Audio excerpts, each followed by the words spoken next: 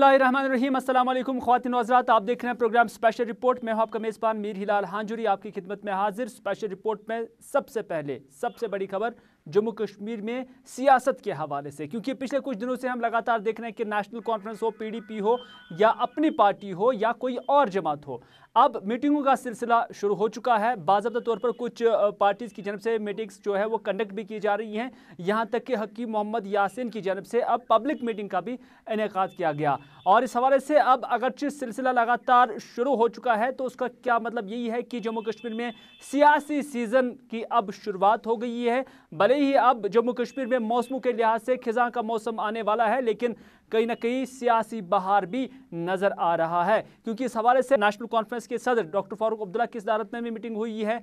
PDP ने कोशिश की थी मीटिंग करने की, लेकिन मीटिंग नहीं हो पाई। वजह यही बताया गया कि जो एडमिनिस्ट्रेशन है उन्होंने अलाउ नहीं किया। अपनी पार्टी की जानब से आज भी मीटिंग जो है मुनक्किद हो गई है, और इससे पहले अगर देखा जाए तो 2 मीटिंगें और हुई हैं। जम्मू में भी मीटिंग हुई है, कुछ लोगों ने ज्वाइन भी किया है, और उसके साथ साथ जो पीडीएफ है उनकी जानब से भी मीटिंग का सिलसिला शुरू हो चुका है। तो क्या इसे सियासी बहार कश्मीर में कहा जा सकता है? हमारे एडिटर सनम एजाज इस वक्त हमारे साथ है। सनम जी, आपका खैर मकदम है। जानना चाहेंगे कि क्या इस शुरुआत को सियासी बहार की आमद कहा जा सकता है, जैसे कि अब मुख्तलिफ पार्टीज की जानब से मीटिंग का सिलसिला शुरू हो चुका है? देखिए, बिल्कुल हिलाल, सियासी बहार की हम बात तो नहीं कह सकते। हम कह सकते हैं कि सियासी बुखार। ये सियासी बहार नहीं होता है, बुखार होता है। यूजुअली पॉलिटिशियन जो होते हैं वो कोशिश करते रहते हैं कि वो रहें, पब्लिक में रहें, फील्ड में रहें, और कई तरह से जो उनका जो पार्टी का मंशूर है या उनका जो ज़ाती मामलात होते हैं उनको सामने रखें या अवामी मामलात को सामने रखें। लेकिन कश्मीर की सिचुएशन अब बहुत डिफरेंट हो चुकी है, और यहाँ पे यूजुअली पास प्रैक्टिस ये रही है कि यहाँ 2 ग्रुपों में मामला होता था, एक मेन स्ट्रीम और एक सेपरेटिस्ट आइडियोलॉजी के लोग, और एक ग्रुप जो होता था वो मिडिल क्लास का होता था। वो आधा इधर आधा उधर, और ये सारी सियासी उथल पुथल ज़्यादातर उसी ग्रुप के आसपास चला करती थी। लेकिन 5 अगस्त की तारीख जो बदली है, उसके बाद अब वो बीच वाला किस्सा जो है वो ख़त्म हो चुका है। अब आर या पार वाला मामला है, कोई मेन स्ट्रीम है तो कोई इधर का है, और उस सारे के बीच में अब मेन स्ट्रीम सियासी जमातें जो हैं, जिनकी यूँ कहें तो स्पेस भी स्क्वीज़ हुई है, उनके पास भी अब ऑप्शन नहीं बचे हैं। पहले वो कहें बीच का रास्ता अख्तियार करते हुए दिल्ली को भी खुश रखने की कोशिश करते थे, कश्मीर के लोगों को भी सेंटिमेंट्स को भी रिप्रेजेंट करने की कोशिश करते थे, लेकिन 5 अगस्त के बाद सारे मामला जो हैं वो ठंडे बस्ते में चले गए हैं। उन सियासी जो जमातें हैं उनकी चूंकि जो ये मीटिंग का सिलसिला हमने देखा, जिसे आप सियासी बुखार कहते हैं, हम बाहर ही कहेंगे, लेकिन अभी तक जो मीटिंगें हुई हैं उसमें पब्लिक की अपीयरेंस ना के बराबर रही है, यानी पब्लिक को अभी तक नहीं बुलाया गया है। अभी लीडरान की मीटिंग हो रही हैं, लेकिन जब ये अब लोगों के साथ वास्ता होगा, तो क्या आपको लग रहा है कि 5 अगस्त की फैसले का जो असर है वो उन मीटिंग्स पर नज़र आ सकता है? देखिए, बिल्कुल, अगर हम बहस हकीकी रिपोर्टिंग अगर ग्राउंड की करें तो 5 अगस्त कश्मीरी के लिए एक बड़ा सदमा था, और इस सदमे से निकलते हुए उन्हें बड़ा वक्त भी लगेगा, क्योंकि ज़िंदगी चलानी है, और उस चलाते हुए ज़िंदगी के लिए मुख्तलिफ जो पड़ाव हैं उनको क्रॉस करना ही पड़ता है, और यहाँ के लोग भी इन सभी पड़ाव जो हैं, इन सभी पहलुओं को लेकर आगे बढ़ते रहेंगे। लेकिन इस सदमे से वापस आने में वक्त लगेगा। हम सियासी बहार की जो बात की वो अभी हम नहीं देखेंगे। अभी हम देखेंगे कि छोटे छोटे लोग जिनके कुछ न कुछ मसाइल हैं, मामलात हैं, वो सियासी दुकानों पे या सियासी जमातों के साथ नज़र आते रहेंगे। लेकिन ओवरऑल मेजॉरिटी जो है वो इस वक्त नहीं आएगी, इस वक्त नज़र नहीं आ रही है, और न अभी फ़िलहाल बड़ी तादाद में लोग देखे जा सकते हैं। हाँ, एक चीज़ है, चुनाव जब अगर कहीं पे हो जाते हैं या चुनाव के हवाले से कोई लाएअमल सामने आता है, तो तब माना जा सकता है कि लोग वो भी इसलिए नहीं कि उन्हें अपना कोई सियासी कोई फ़ायदा हासिल करने के लिए होंगे, बल्कि तब एक बड़ा पहलू बनेगा। तब वही होगा कि बाइकआउट पॉलिटिक्स वर्सेस वो पॉलिटिक्स, तब हम बड़ी तादाद में लोगों को देख सकते हैं। क्योंकि बहुत से लोग आप कहते हैं, आप समझते हैं कि हमने माजी में बाइकआउट किया तो उसके हमें नताइज भुगतने पड़े, और अब मुझे लगता है कि जब इलेक्शन होंगे तो बाइकआउट वगैरह के हालात को देखते हुए कुछ सियासी जो है जलसे जुलूस जो है वो बड़े कामयाब जुलूस भी हो सकते हैं। लेकिन फ़िलहाल जो दुकान है या सियासी पारा जो है वो अभी मंदा चल रहा है, और इस मंदे पारे में सवाल मेरा डायरेक्ट यही है कि क्या लोगों का एतमाद अब भी जीता जा सकता है, उसे अभी भी हासिल किया जा सकता है, जब आपके हाथ में वो 370 वो स्पेशल स्टेटस नहीं है? तो अब की बार ये पार्टीज पब्लिक में जाएंगी तो क्या कुछ इनके हाथ पे हो सकता है लोगों को बेचने के लिए? देखिए, सियासी जमातों के पास कोई बेचने की अब चीज़ बची नहीं है। हाँ, अब लोगों के लिए एक परेशानी है, लोगों के लिए आगे खाई पीछे कुआं वाला मामला है। वो पीछे जाते तो उन्हें परेशानी है, आगे जाते तो परेशानी है।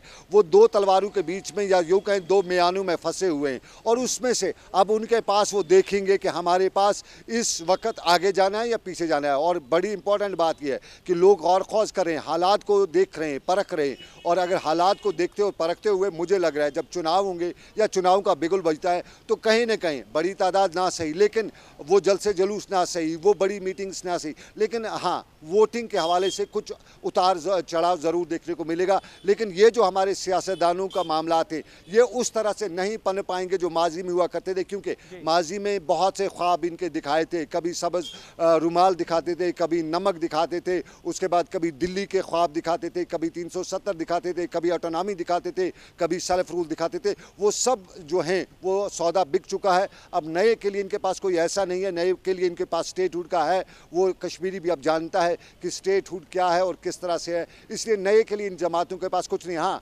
आवाम के लिए एक मजबूरी हो सकती है, वो बड़े हिस्से में चुनाव में देखी जाएगी, लेकिन वो वक्त पे फिलहाल कोई बड़ी चुनावी या हम कहें बड़ी सियासी उथल पुथल देखी नहीं जा सकती है। चलिए सनम, बहुत बहुत शुक्रिया पूरी जानकारी देने के लिए, अपनी एनालिसिस देने के लिए। कहीं ना कहीं अब अगरचे सियासी बहार या सियासी बुखार जम्मू कश्मीर में शुरू हुआ है, लेकिन इसके बीच अब देखने वाली बात ये होगी कि क्या इस बहार में या वो उस बुखार में क्या जम्मू कश्मीर के अवाम का एतमाद हासिल किया जा सकता है, उसे जीता जा सकता है। क्योंकि इस बार किसी भी पॉलिटिकल पार्टी के हाथ में दिखाने के लिए, बेचने के लिए 370 नहीं है, स्पेशल स्टेटस नहीं है, खुसूसी दर्जा नहीं है, अपनी सरकार नहीं है, अपने इख्तियारात नहीं हैं, बल्कि अब वही कानून चलेगा जो पूरे हिंदुस्तान में चलता आया है, और अब वही कानून जम्मू कश्मीर में भी चलेगा। इससे पहले यहाँ पर दो ग्रुप्स, जैसा कि सना एजाज ने पहले इशारा दिया कि एक सेपरेटिस्ट कैंप था और उसके साथ साथ मेन स्ट्रीम जिसे हम हिंद नवाज जमातें कहते हैं, उनका ग्राफ था। इससे पहले हमने देखा कि यहाँ 70% भी वोटिंग हुई है, 60% भी वोटिंग हुई है, और कभी कभार 5 और 8% भी वोटिंग हुई है। अलग अलग हलकों में अलग अलग वोटिंग का दर्जा रहा है। लेकिन इस बार क्या मेन स्ट्रीम खीमे के साथ जो वोट में यकीन रखते थे, जमहूरियत में यकीन रखते थे, जो वोट डालते थे, क्या उनका ग्राफ बढ़ता है या उनका ग्राफ कम होता है, ये देखने वाली बात होगी। और जो पॉलिटिकल मीटिंग्स अब शुरू हो चुकी हैं, ये अभी तक अगरचे लीडरान तक ही महदूद है, जो मुख्तलिफ सरबराहान हैं उनके दरमियान ही महदूद है, लेकिन क्या इसका दायरा वसी से वसी तर पब्लिक तक पहुंच जाएगा, और क्या पब्लिक की पार्टिसिपेशन इन जलसों में या इन इजलासों में वो देखने को मिलेगी, ये देखने वाली बात होगी। लेकिन फिलहाल कोविड भी है और कोविड के चलते ज़्यादा गैदरिंग की इजाज़त भी नहीं है। चलिए नाज़रीन, ये थी कश्मीर की सियासत के हवाले से खबर। और कश्मीर की सियासत में हमने देखा कि काफ़ी उतार चढ़ाव भी 5 अगस्त के फैसले के बाद देखने को मिल सकते हैं। बहुत वक्त तक खामोशी छाई हुई थी, खामोशी तारी थी, लेकिन अब कहीं ना कहीं सियासी बिगुल जो है बज रहा है। लेकिन सियासत के साथ साथ जम्मू कश्मीर के लेफ्टिनेंट गवर्नर मनोज सिन्हा की कल प्रेस फेटर्निटी के साथ, मीडिया फेटर्निटी के साथ मुलाकात, और इस मुलाकात के दौरान ख़ास तौर पर चंद बातें काफ़ी अहम रही। जम्मू कश्मीर की डेवलपमेंट, जम्मू कश्मीर का पीस और जम्मू कश्मीर में प्रॉस्पेरिटी, इन 3 चीज़ों पर गवर्नर साहब ने मुख्तलिफ जो प्रेस से वाबस्ता लोग थे उनकी तजावीज़ सुनी और उनसे तजावीज़ हासिल की। मुख्तलिफ जो नुमाइंदगान है अलग अलग अखबारात के, अलग अलग चैनल्स के, अलग अलग मीडिया इदारों के, उन्होंने गवर्नर के सामने अपनी राय रखी। ख़ास तौर पर इस मुलाकात के दौरान इन जो नुमाइंदगान है, जो मीडिया से वाबस्ता लोग थे, पब्लिक के ही इश्यूज़ उठाए और प्रेस को दरपेश जो मसाइल है, जो मुश्किलात है, उस हवाले से भी गवर्नर को आगाही दी है। ख़ास तौर पर बुनियादी सहूलियात से लेकर सिक्योरिटी मामलात और लोगों को जो आए रोज़ परेशानियां जो दरपेश हैं, उस हवाले से जो तर्जमानी है वो मीडिया इदारों की जानिब से की गई है। हर फर्द ने वहाँ पर लोगों के मसाइल उठाए हैं और गवर्नर की नोटिस में ये चीज़ें लाई हैं, और गवर्नर को इस बात के लिए कायल किया कि जम्मू कश्मीर में अगर पीस, डेवलपमेंट एंड प्रॉस्पेरिटी होगी तो उसके लिए सिक्योरिटी एजेंसीज़ और उसके साथ साथ यानी सिक्योरिटी जो एडमिनिस्ट्रेशन है, पुलिस एडमिनिस्ट्रेशन है, उसके साथ साथ सिविल एडमिनिस्ट्रेशन को भी जवाबदेह बनाना बहुत ज़रूरी होगा। यानी एजेंसीज़ का क्या काम है या सरकारी दफातर का क्या काम है, अफसरान का क्या काम है और उनने क्या काम किया है, उसका कहीं ना कहीं जो है मुलाहजा किया जाए और उसको परखा जाए कहीं अवाम के साथ कोई नाइंसाफ़ी तो नहीं हो रही है। कल यही मीटिंग थी और उस पर गवर्नर ने ये यकीन दहानी कराई कि वो मीडिया की जो स्टोरीज़ है, जो मीडिया स्टोरीज़ करता है, उसके साथ साथ उनका जो अमल दखल होगा या उसका जो आउटकम होगा उसको परखने की कोशिश करेंगे। यानी अगर कहीं पर भी कोई स्टोरी फाइल की जाती है और अगर ये किसी फ़र्द के खिलाफ है, किसी अफसर के खिलाफ है, किसी डिपार्टमेंट के खिलाफ है और सरकार के खिलाफ है, तो उसको देखा जाएगा, परखा जाएगा और उसके बाद ही जो उसमें मुलविस होगा तो उनके खिलाफ कार्रवाई होगी। अगर पब्लिक की ग्रीवेंस होगी तो उसे फ़ौरन से पेशतर हल करने की कोशिश की जाएगी। चलिए अगली खबर में आप 5 अगस्त के फैसले के बाद और कोविड के दौरान जो लॉकडाउन हुआ है उसके किस तरह के असरात रहे हैं उस पर बात करेंगे, क्योंकि रिटेलर्स एसोसिएशन ऑफ इंडिया की जानब से अब डिप्टी कमिश्नर श्रीनगर को एक ख़त इरसाल किया गया है जिसमें कहा गया है कि कश्मीर के अंदर, ख़ासतौर पर श्रीनगर के अंदर जो मार्केट्स है इन्हें 3 दिन की ही सिर्फ इजाज़त दी जा रही है खोलने के लिए, जिससे इनका काम मुतासिर हो गया है। बल्कि जो यहाँ रोज़गार इसके साथ वाबस्ता है वो भी कहीं ना कहीं जॉबलेस वो लोग भी हो गए हैं। पूरी कहानी क्या है, क्योंकि हम बहुत वक्त से देख रहे हैं मार्केट्स बंद है, काफ़ी इकनॉमिकली जो हमारा तजारती सेक्शन है या जो तजारती इंडस्ट्री है वो काफ़ी नुकसान ज़दा हो गई है। सईद इरफान फाजिल इस वक्त हमारे साथ है। इरफान, ये ख़त क्या है, इस खत में क्या लिखा गया है डिप्टी कमिश्नर को और इस पर अभी तक क्या पेशरफ्त हुई है? देखिए हिलाल, अगर हम बात करें लॉकडाउन को लेकर तो लॉकडाउन के साथ साथ काफ़ी ज़्यादा हर एक इंडस्ट्री जो है वो मुतासिर हुई है और साथ ही साथ अगर हम देखें तो पैंडमिक अभी भी कंटिन्यू है। तो फिलहाल रिटेलर्स एसोसिएशन ऑफ इंडिया की तरफ से एक ख़त जो है वो deputy commissioner Srinagar doctor Shahid Iqbal Chaudhary को लिखा गया है, स्पेशली उन लोगों के लिए जिनका market Hari Singh high street, पोलो व्यू या लाल चौक के साथ कनेक्टेड है। वो दुकानदार या वो शॉपिंग मॉल वाले जिनको सिर्फ इजाज़त है हफ्ते में 3 दिन काम करने की, उनका मानना है कि देखा जाए तो लगातार लॉकडाउन के साथ साथ एक तो नुकसान है, दूसरे साइड से जो जॉब्स है वो काफ़ी ज़्यादा लॉस पे चली जा रही है क्योंकि काफ़ी ज़्यादा यूथ जो है वो जॉबलेस हो गया है क्योंकि कोई रिटर्न नहीं है जिसकी वजह से वो अपना जो लॉस है वो बेयर कर सके। फिलहाल ख़ास तौर पर अगर इस लेटर की ही बात करें तो इसमें ये भी बताया जा रहा है कि मैक्सिमम जो लोग काफ़ी ज़्यादा कनेक्टेड है शॉपिंग मॉल्स को लेकर, जो काफ़ी ब्रांडेड प्रोडक्ट्स के साथ डील करते हैं या कुछ कंपनीज़ के साथ जिनका कारोबार है, तो वो काफ़ी ज़्यादा लॉस में चले गए हैं और जिनको काफ़ी ज़्यादा बैंक का कर्जा भी चढ़ चुका है। तो अब जहां बात रही है 3 दिन को लेकर, उनको इजाज़त खाली 3 दिन है ये मार्केट खोलने की, मगर वहां पर उनका ये मानना है कि लॉस जो है वो मुकम्मल तौर पे कंप्लीट नहीं हो पा रहा है, फुलफिल नहीं हो पा रहा है। इसमें कोई शक नहीं कि इस लॉस को पूरा करना बहुत मुश्किल होगा क्योंकि जब हम ऑल इंडिया लेवल पर देखते हैं तो कम से कम 2 करोड़ जॉब्स जो है, नौजवान जो है वो जॉबलेस हो गए हैं जो ऑलरेडी प्राइवेट सेक्टर में काम कर रहे थे। जुलाई के महीने में ही 50 लाख के करीब जो जॉब्स है वो चली गई हैं। जम्मू कश्मीर के विज़ाविज़ जब हम देखते हैं तो 5 अगस्त से लेकर आज तक 5.5 लाख के करीब जो नौजवान मुख्तलिफ तजारती इदारों के साथ या प्राइवेट ऑर्गेनाइजेशंस के साथ काम करते थे तो 5 से 5.5 लाख के करीब जॉबलेस हो गए हैं। ये तो अब एक ग्लोबली थ्रेट बन गई है, लेकिन साथ ही साथ इन दुकानदारों ने ये भी लिखित में दिया है कि वो कोशिश करेंगे कि जो कोविड के हवाले से प्रोटोकॉल है, जो SOPs है उसको फॉलो करेंगे। लेकिन जो ऑलरेडी गाड़ी वालों के लिए, सुमो वालों के लिए, टैक्सी वालों के लिए प्रोटोकॉल और SOPs रखे गए हैं, माना जा रहा है कि उसकी भी वायलेशन हो रही है। दरगाह से लेकर दूसरे इलाकों से भी इस तरह की खबरें आ रही हैं। बिल्कुल हिलाल, आपकी बात को मैं ज़रूर कंटिन्यू करूंगा, मगर एक पॉइंट मैं यहाँ पर ज़रूर जोड़ना चाहूँगा कि उन्होंने अब इस खत पे लिखा है कि पूरा हफ्ते जो है उनको दुकान और मॉल्स खोलने की इजाज़त देनी चाहिए और साथ ही साथ उन्होंने ये भी लिखा है कि अगर 3 दिन के हवाले से मार्केट खुलती है तो एक रश भी बढ़ता हुआ दिखाई देगा, जिससे कि हम कह सकते हैं कि खुदा न खास्ता वायरस बढ़ने के काफ़ी चांसेस है। अगर पूरे हफ्ते जो है तो रश बढ़ता ही है उसे, बिल्कुल सही बात। जी बिल्कुल। तो उन्होंने अब ये कहा है कि अगर एक हफ्ते की इजाज़त उन्हें मिलेगी तो वो प्रॉपर SOPs को फॉलो करेंगे और वो ऑलरेडी उन्होंने अपने स्टाफ को ट्रेन किया है और ये भी बताया है कि हमें मौका मिलेगा एक अच्छा कारोबार करने का। अब रही बात जहां तक आपने ट्रैफिक वायलेशंस को लेकर की है, तो बटपुरा का जो इलाका है, खासतौर पर अगर मैं हजरत बल को लेकर बात करूं, जिस तरीके से गाइडलाइंस प्रोवाइड की गई थी ट्रांसपोर्टर्स को कि उनको बताया था कि 30% वो अपना जो है हाइक फेयर में बढ़ा सकते हैं, मगर हम देख रहे हैं कि तकरीबन अब 30% नहीं बल्कि 50% हाइक जो है वो दिखाई देने लगा है। और साथ ही साथ SOP गाइडलाइंस को लेकर अगर मैं बात करूं, जो भी सुमो वाले हैं, जो भी प्राइवेट वगैरह गाड़ियां जो चलाते हैं, हम देख रहे हैं कि वहां पर मैक्सिमम भीड़ रहती है, यानी एक स्टॉप से दूसरे स्टॉप तक जो किराया वो पहले ही चुन लेते हैं, ऐसा नहीं होता है, बल्कि रास्ते में वो किसी और सवारी को भी बिठा देते हैं, जिससे कि साफ तौर पर हम कह सकते हैं कि वायलेशंस हो रही है, सोशल डिस्टेंस की धज्जियां उड़ाई जा रही है और अक्सर बेशतर इलाकों से शिकायतें आ रही है कि अब 50% जो है फेयर वो बढ़ाया गया है, जबकि हम देख रहे हैं कि अगर किराया 30 रुपए 40 रुपए है तो 60 रुपए तक चला जाता है। जानकारी देने के लिए दुकानदार एसोसिएशन जो रिटेलर्स एसोसिएशन है उनका उन्होंने जिक्र किया और उसके साथ साथ बटपुरा दरगाह हजरत बल का भी उन्होंने जिक्र किया कि किस तरह से एसओपीज़ की वायलेशन हो रही है और यहाँ पर एसओपीज़ को मनाने के हवाले से दुकानदार एसोसिएशन जो है जोर दे रही हैं। दोनों अलग अलग मामले हैं लेकिन सरकार कहीं ना कहीं खामोश है। अब जो ये ख़त इरसाल किया गया है, हम यकीन और उम्मीद करते हैं कि एडमिनिस्ट्रेशन इस पर पॉजिटिव नोट लेकर इस हवाले से कोई पेशरफ्त जो है ज़रूर करेगी। फ़िलहाल आप देखते रहिए प्रोग्राम स्पेशल रिपोर्ट।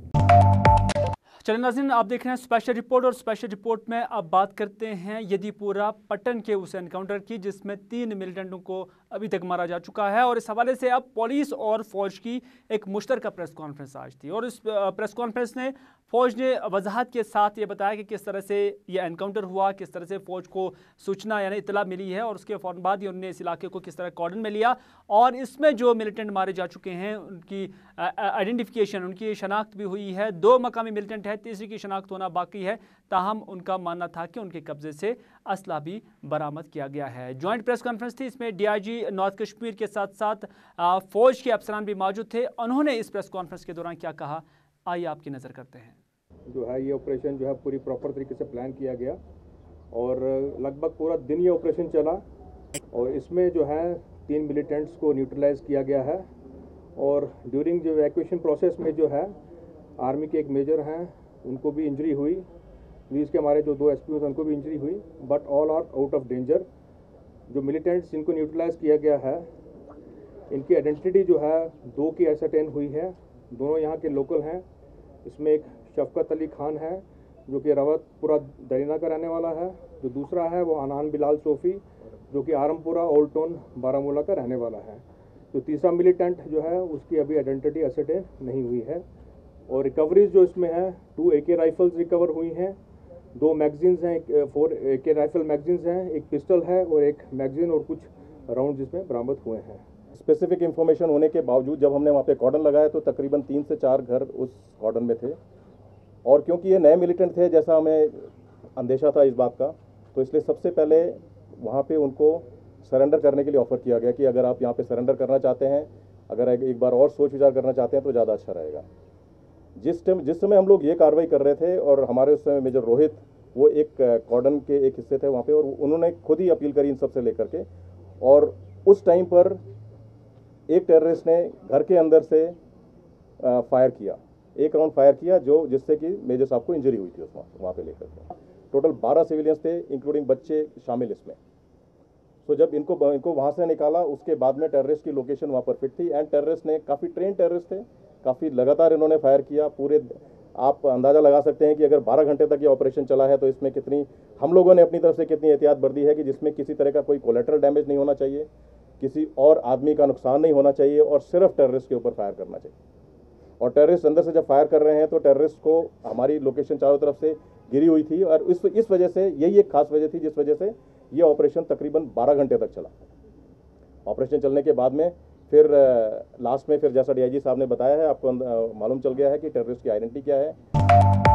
चलिए नाज़रीन, आपने इस एनकाउंटर के हवाले से डीआईजी साउथ और उसके साथ साथ फ़ौज की मुश्तरका प्रेस कॉन्फ्रेंस सुनी और इसमें आपने वजाहत के साथ सुना कि किस तरह से इसको कंक्लूड किया गया। लेकिन ये बात अभी हम आपको सुनाएंगे कि किस तरह से यहाँ जो मीडिया फैटर्निटी के साथ वाबस्ता लोग हैं उनके साथ कैसे मिसबिहेव किया गया, उन्हें जो फ़र्ज़ मनसबी है, जो प्रोफेशनल ड्यूटीज़ है उसकी अंजामदही में किस तरह से पुलिस के एहलकार या एसओजी के एहलकार उनके साथ मिसबिहेव करते थे। और यही सवाल जब प्रेस नुमाइंदों ने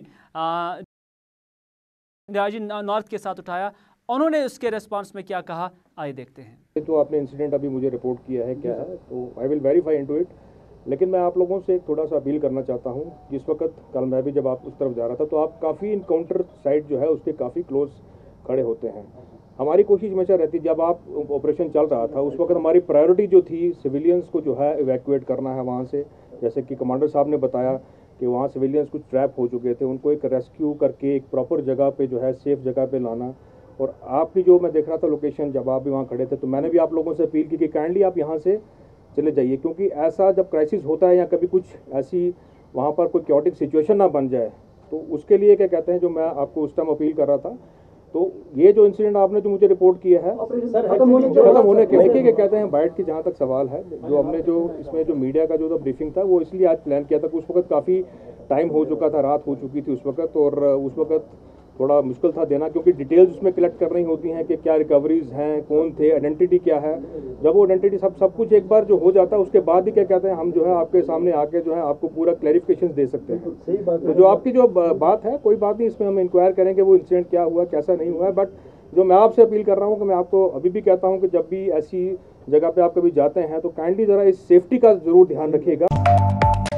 नाज़रीन, नॉर्थ के बाद अब साउथ कश्मीर की बात, क्योंकि साउथ कश्मीर में अगर सियासी हलचल अभी नज़र नहीं आ रही है, लेकिन आज member parliament retired justice Hasnain Masoodi की सदारत में एक मीटिंग अनंतनाग में मुनक्कद हुई, और इस मीटिंग में जो पूरे साउथ कश्मीर के अंदर क्या डेवलपमेंट्स हो रही हैं और उसके साथ साथ तमीर तरक्की का ग्राफ कहाँ पर है, अफसरान के साथ मीटिंग हुई है, और इसमें कई सारे मामलात पर सीर हासिल बहस भी हुई है।